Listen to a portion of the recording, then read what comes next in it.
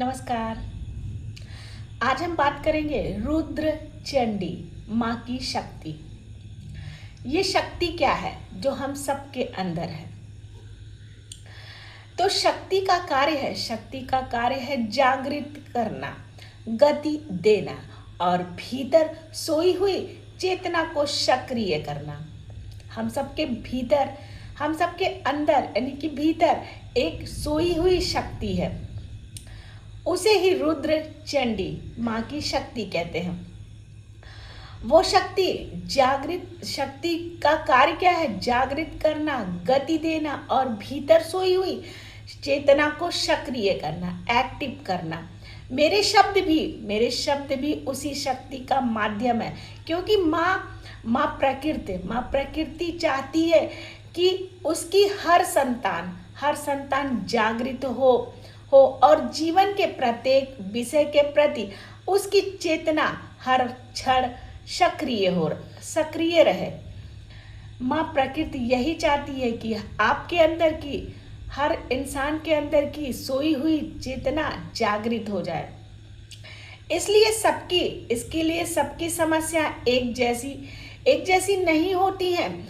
हर व्यक्ति के जीवन में भगवती अलग अलग परिस्थितियों और संकेतों के माध्यम से कोई ना कोई संकेत देती हैं, कहीं सुख के माध्यम से, तो कहीं पीड़ा के माध्यम से, तो कहीं अनुभव के माध्यम से, जिन्हें समझना आवश्यक होता है। यानी कि आप सबको अपने माध्यम से जो सुख या दुख मिलता है, उसके माध्यम से आपको समझना होगा कि आप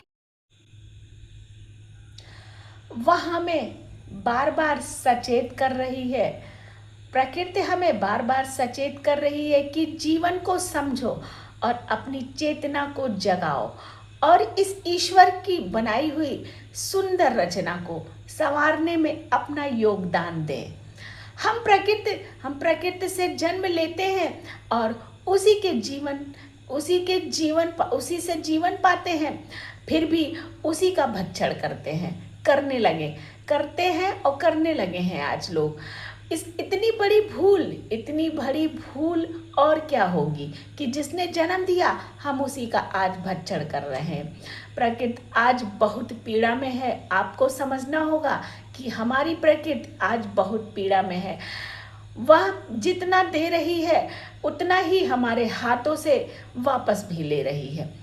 यदि आप आज नहीं समझेंगे इस प्रकृति की पीड़ा को, तो आप जितना वो आपको देगी वो उतना आपसे ले लेगी। इसमें आश्चर्य कैसा है? इसमें आश्चर्य, जब प्रकृति कुछ आपदा लाती है तो हम सब घबरा जाते हैं, तो इसमें आश्चर्य क्या? अगर आप अभी नहीं समझे तो कभी नहीं समझेंगे। मनुष्य जिस प्रकार प्रकृति के साथ व्यवहार करेगा, प्रकृति भी उसी के अनुरूप अपना स्वरूप बदलती जाएगी। यह समय डरने का नहीं है, यह समय आप सबके डरने का नहीं है, जागने का है।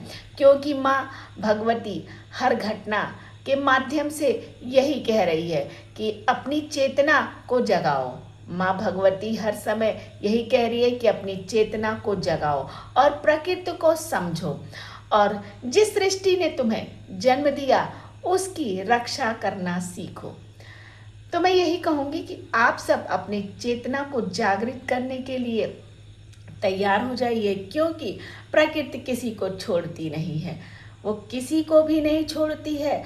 आप जैसा बोएंगे वैसा काटेंगे। प्रकृति आपसे वो सब कुछ करवा लेगी जो वो चाहेगी। इसलिए अभी से आप लोग उस प्रकृति ने, जिसने आपको जन्म दिया, जिसको आप भोग रहे हैं, उसका भक्षण मत करिए, उसकी रक्षा करिए, उसको समझिए, उसकी सेवा करिए, प्रकृति को बचाइए।